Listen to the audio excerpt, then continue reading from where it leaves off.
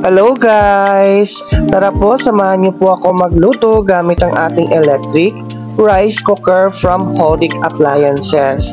So yung ating po electric rice cooker po ay non-sticks na po siya, kaya po hindi po yan didikit po pag tayo po ay nagluto. So nagluto po tayo ng hotdog and then syempre yung ating itlog. Hindi po talaga mawawala ang itlog mga madam, lalong-lalo na paborito ng kids. Syempre mga madam and sir, yung ating electric rice cooker ay kusa po siyang namamatay. Kaya po hindi kayo magwa-worry kung ma-overcook or masobrahan po ang inyong niluluto. Kasi po kusa po siyang namamatay mga madam. May control po siya mga madam.